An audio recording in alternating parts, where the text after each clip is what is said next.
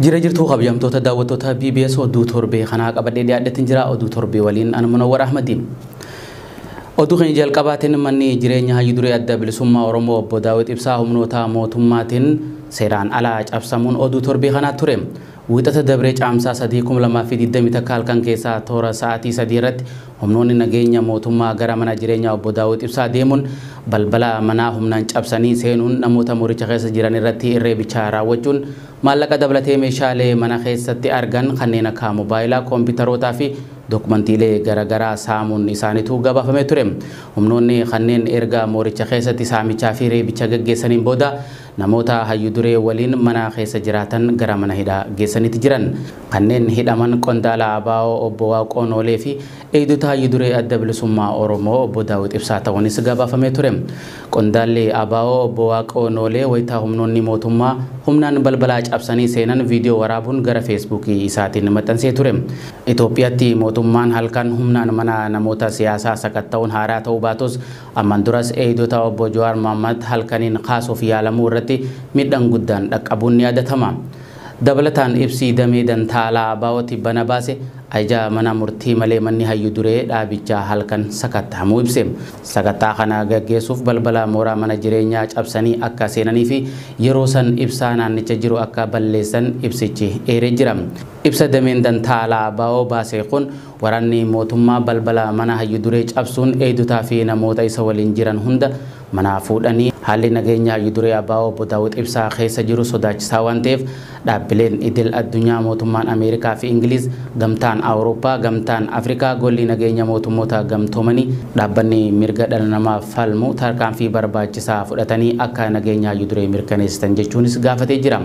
Kana malees dhaabbileen idil addunyaa fi dhaabbileen mirga namoomaa Finfinneetti argamtan gara imbaasii qabdaniin yookaan bakka bu'oota keessaniin haala nageenya obbo Daawit Ibsaa hatattamaan akka hordoftan jechuun gareen dippiloomaasii ABO kun gaafatee jira.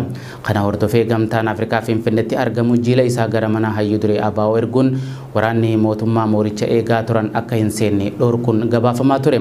Waraanni mootummaa moorichatti ramadaman wayita jiilli gamtaa Afrikaa mooricha seenutti waraqaa ittiin seentan fiddan malee dubbisuu hin dandeessan jechuun dhorkaniitti turan. Gama biraatiin gareen deeggarsa hidhamtoota siyaasaa lammiilee Oromiyaa ibsa dhiyeenya kana baaseen olaantummaa seeraa cabsaa olaantummaa seeraa kabachiisuun hin danda'amu je. Gochaa mana hayyuu duree ABO irratti sa'aa dabraa waraanni mootummaa raawwates balaaleffatee jira. Rookeetiin guddaan Chaayinaa to'annoon ala ta'e kan gara samiitti furguggifame addunyatti yaaddoo uumuun torbee kana keessa ture. Rookeetiin Chaayinaan torbee dabree ebla 29 gara samiitti furguggifte to'annoon ala ta'e kun caamsaa 8 hanga 10 gidduutti gara lafatti deebi'amee iddoon inni itti bu'us qabatamatti hin ibsamne. Waraana Ameerikaa keessatti gareen ajajaa hawaa rookeetiin kun to'annoo ala ta'uun gara dacheetti deebi'aa jiraachuu fi bakka itti bu'u beekuuf yaalamaa akka jiran ibsee jira. Rookeetiin Chaayinaan odoola Hainan jaamurra ebla 29 dhukaafte Long March 5B guddicha yeroo ta'u of keessatti xayyaara samii Tianhe jaamtu kan buufata hawaa Chaayinaa irratti miseensota 3 bakka jireenyaa ta'u of keessaa qabaa ja'a. Reuters barruun The Guardian rookeetiin kun to'annoo ala ta'e gara dachitti deebi'uun isaa guddicha ta'uu fi ogeeyyiin bakka namni itti heddummaatu bu'uu mala jechuunis dubbatee jira. Giddugala Astrophysics University Harvardtti qorataa hawaa kan ta'an Jonathan McDowell rookeetichi to'annoo ala ta'e deebi'aa jiraachuu waan badaa ta'uu mala jechuunis dubbatee jira. Ammaan dura rookeetiin Long March 5B dhukaasanii turan lafatti yeroo deebi'u caccabaan sibiila isaa guddaan samiirra balali'aa Ivory Coast'tti gamoowwan hedduu miidhee jira jedhan. Rookeetiin kun ammaan dura dacheetti siqee marsaa kan jiru yeroo ta'u harkisa lafaatiin harkifamee gara dacheetti bu'uuf caccabaan isaa bakki itti bu'u sa'aatii muraasa dura beekama jedhamee jira. Biyyi Chaayinaa tan rookeeticha tolchite rookeetichi to'annoo ala ta'uuf miidhaa dhaqqabsiisuu akka danda'u ibsitee jirti. Qaamni rookeetichaa wayita saffisaa guddaan gara lafatti deebi'u boba'uun qaamni isaa muraasni lafa dha'uu mala bakka namni hin jirre yookiinis galaana irratti qofuuf carraa guddaatu jira jedhan ogeeyyoonni industirii Chaayinaa. gareen ogeeyyii damee industiricha rookeetichi caamsaa 8 lafa dhaajanii tilmaamu gariin ammoo wixata caamsaa 10 ta'uu akka maluu fi guyyaa 2 duraa fi duubattis lafa bu'uu akka danda'u ibsan. Akkaataa amma orbiitiin lafaa naanna'aa jiruun gara kaabatti naannoo Niiwuork, Maadiriid fi Beejing, kibbatti ammoo gara Chiilii waliin gitanii fi Niwuzilaandi keessatti lafa dha'uu mala jedhaniitis tilmaamu. Odeeffannoon biyyoota gaanfa Afrikaa jiran Jabuutii, Soomaaliyaa, Itoophiyaa fi Eertiraa keessa takka haleeluu mala jedhus marsaalee hawaasaa irratti oduu ijoo ta'ee jira. Dhaabbanni mirgoota namoomaa Itoophiyaa qaba mirgoota namoomaa Oromiyaa keessa jiru kan isa yaaddessa ta'uu ibsuun oduu torbee kanaa ture. Dhaabbatichi addatti buufataalee poolisii 21 kan humnoonni ajjechaa artistii Haacaaluu Hundeessaan booda to'annoo jala oolfaman dabalatee haala namoonni to'ataman hedduun keessatti argaman irratti hordoffii taasisee jira. Qorannoo namoota hidhamanii fi qaamolee bulchiinsa mana hidhaa waliin gaggeessuu kan ibse dhaabbatichi bu'aa hordoffii isaa irratti qaamoleen dhimmi ilaallatu deebii akka itti kennan gaafatee jira. Buufataalee poolisii daawwatee kana keessatti haalli qabaa mirgoota namoomaa hamaa ta'uun kan isa yaaddesse ta'uu ibse akka fooyya'us gaafate. Namoonni hedduun hidhaa keessa jiran ajaja mana murtiin ala haala yerootiin shakkamanii hidhamuu ibse. Namoonni hedduun buufataalee poolisii jiran keessatti sababa abbootiin halangaa ragaa gayaa dhabaniif murtiin isaan himachiisuu hin qabneef ajaja mana murtiitiin gadhiifamuun kan irra ture. Qooda fudhattoota ijoo warreen turan yakka biraatiin barbaadamuu jedhamanii hidhaa keessa akka turan taasifamullee ibse. Adeemsi hojii akkasii kun ammoo shakkamtoonni karaa seeraan gaafatamuun hafee murteelee siyaasatiin akka miidhaman taasisee jira jedhe. Hidhamtoonni buufataalee hordoffii irratti taasifaman keessaa muraasni isaanii wayita poolisiin to'atamanitti akkasumas buufataalee poolisii keessatti sababa garaagaraatiif reebichi irratti raawwatamuu kan ibse yeroo ta'u gareen hordoffii kanaa qaamota isaanii garaagaraa irratti miidhaan dhaqqabee fi kan miidhaan qaamaa yeroo fi dhaabbataatiif saaxilaman jiraachuullee mirkaneeffatu ibsee jira. Komishinichi bakkeewwan muraasatti miseensa yookaan deeggartoota ABO shaniiti jedhamuun ijoollee keessan kanneen barbaadaman dhiyeessaa jechuun abbaa yookaan haadha hidhu yookaan abbaa warraa keetii dhiyeessi jechuun haadha warraa hidhuun akka jiru hidhamtoota adda addaa irraa ragaa amansiisaa fudheen jira jedhe. Kana malees bakka takka takkatti miseensa ABO shaniiti jennee isin himanna jechuun doorsanii maallaqaan gaafatan jiraachuu komiin hidhamtoota irraa dhiyaate jiraachuu ibsee jira. Buufataalee poolisii hordoffii irratti taasifame keessaa hidhamtoonni dubartootaa kan argaman yeroo ta'u irraa caalan isaanii ijoollee umrii waggaa 5 hanga 10 ta'an waliin hidhamanii jiru jedhe. Gama biraatiin ammoo dhimmoota yakkaa keessatti hirmaatanii jiru shakkii jiruun ijoolleen hidhamanii haala adeemsa seeraa adabbii yakkaa keeyyata 172tiin haal duree tokko malee wabiin akka gadhiifamaniif gaafatus buufataalee poolisii adda addaa keessatti ijoolleen umriin isaanii waggaa 9 hanga 18 ta'an ga'eessota waliin bakka tokkotti hidhamanii jiru jedhe komishiniin mirga namoomaa Itoophiyaa ibsa bal'aa baase kanaan. Buufataalee gareen hordoffii komishinichaa taasise hedduu keessatti shakkamtoonni haala qulqullina isaanii hin eegamneen kutaa tokko keessatti haala fayyaan isaaniitiif hamaa ta'een walitti baay'achuun dhiyeessii nyaataa akka hin jirre akkasumas tajaajilli dhiyeessii bishaanii lafa qulqullinaa fi wal'aansaa hin jirretti hubadheen jira jedhe. Erga hordoffii taasifameen booda haalawwan fooyyeeffaman akka jiran tilmaamullee keessattuu namoota ajaja mana murtii malee hidhamuu fi ajaja mana murtii fudhachuu diduun walqabatee hanga ammatti rakkoo jiru itti fufuun isaanii dhimma yaaddessaadha jedhe. Abbaan halangaa waliigala Oromiyaa sarbama mirgoota namoomaa eeraman kanneen ilaalchisuun komishiniin poolisii Oromiyaa waliin garee qorannoo waloo hundeessuun hojii qulqulleessuu hojjechuu himee garuu argannoowwan kanneen mormuun deebii kennee jira jedhe ibsichi. Komishinarri Komishinii Mirgoota Namoomaa Itoophiyaa Dr. Daani'el Baqqalaa haalli qabiinsa hidhamtoota naannolee Oromiyaa furmaata ariifachiisaa barbaadaa jedhe. Dr. Daani'el Baqqalaa qorannoon shakkamtoota osoo mana murtiitti hin dhiyeeffamin yeroo dheeraaf mana hidhaa keessa turan ariitiin mana murtiitti akka dhiyaataniif murtii haqaa akka argatan taasifamuu qabu jedhe. Miseensonni poolisii hidhamtoota irratti sarbamiinsa mirgoota namummaa raawwatan itti gaafatamuu akka qaban gaafatu himan. Addatti ammoo shakkamtoota dubartootaa fi daa'immaniif dursii kenname fi shakkii akka seeratti himatan jaaman akkaatuma seeraatiin ilaalamee mirga wabiin akka gadhiifamanis gaafatan.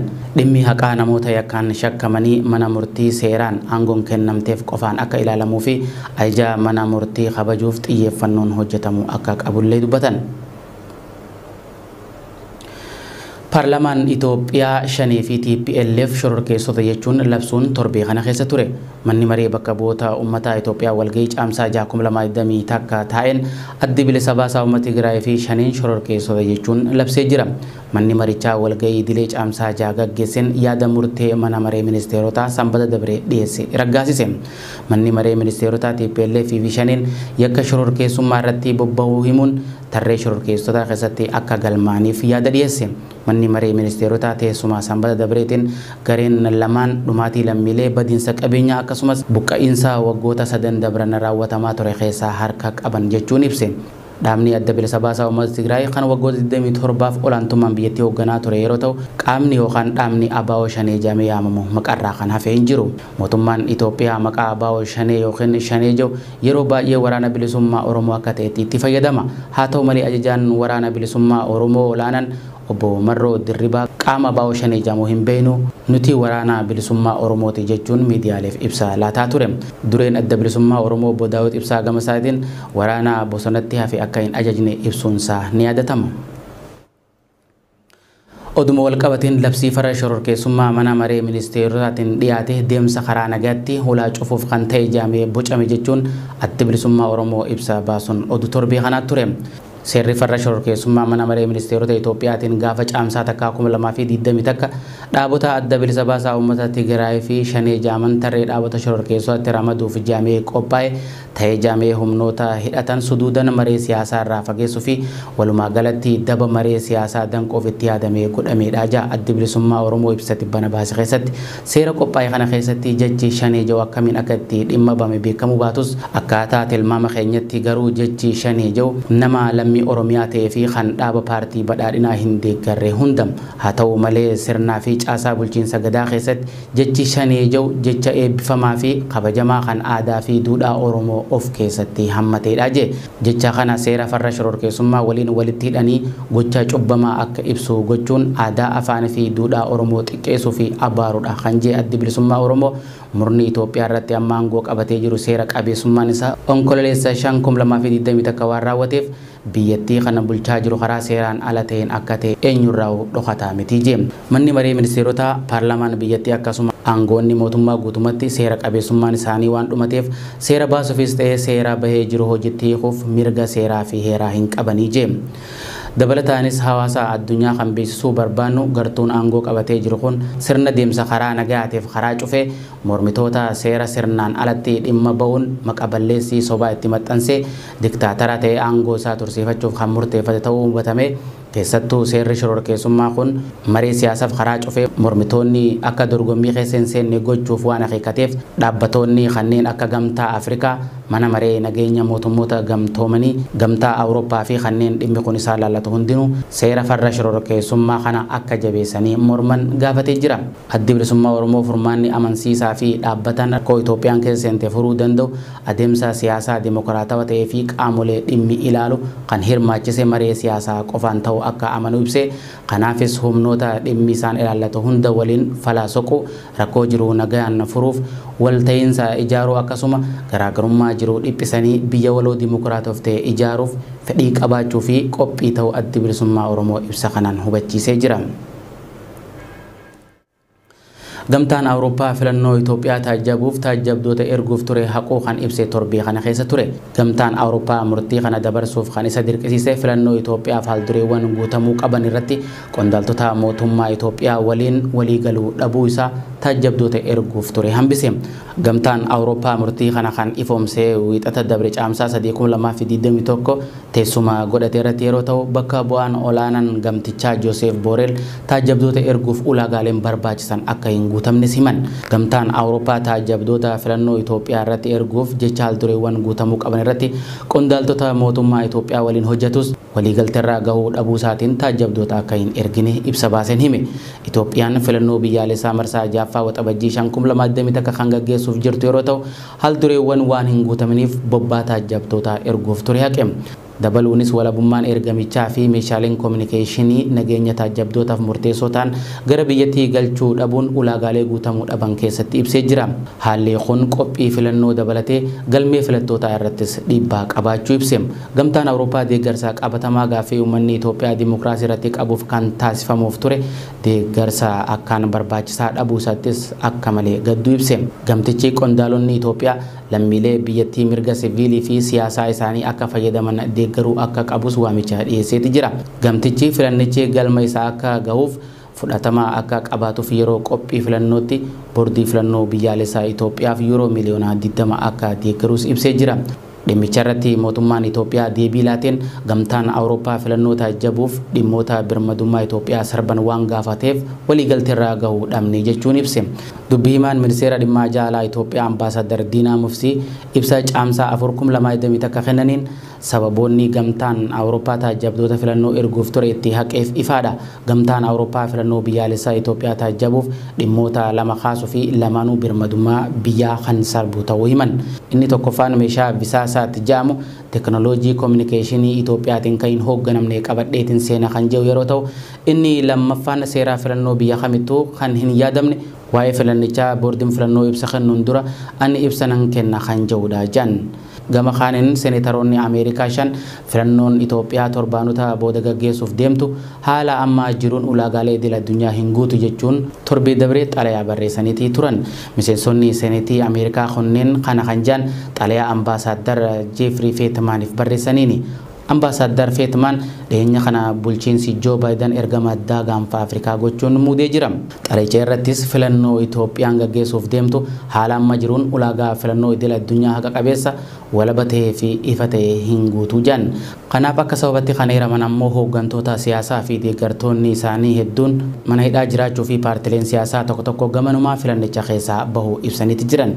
Namoonni siyaasaa hidhaa jiran garii mirga seeraan murtee argachuu dhabanii kaan ammoo dararamaa jiruu ja'a. Xalayichi osoo haaromsi barbaachisu hin guutamin filannichi kan gaggeeffamu yoo ta'e wal dhibdee saboota jidduu jiruu fi rakkoo siyaasaa biyyattii keessa jiru daran hammaachuu akka danda'u sodaa qaban ibsaniiti jiran. Seenetaroonni kunneen ergama addaa Afrikaa kan ta'e Jeefrii Feetmaan araaraa fi nageenya buusuuf akka hojjetullee dhaaman. Rakkoo uumame furuuf marii biyyaalessaa sabaa fi paartilee siyaasaa hundaa hammate akka gaggeeffamuuf hojjechuu akka qabanillee dhaamaniiti jiran. Ergamaan addaa USA gaanfa Afrikaa Jeefrii Feetmaan daawwannaa isaa kan gaanfa Afrikaa caamsaa 4 hanga 13 jidduutti biyyoota akka Masrii, Suudaan, Eertiraa fi Itoophiyaatti gaggeessaa jiru xumuraa akka jiru beekamee jira. Tolega kabajamtoota daawwattoota BBS oduun torbee kanaaf qabannee dhiyaanne sangammaa daawwattanii hangas wajjin ture Munawwar Ahmadi ogeessi kaameraaf teeknikaa Abdii Jamaalis nafaana ture horaa bulaa nagaan jiraadha.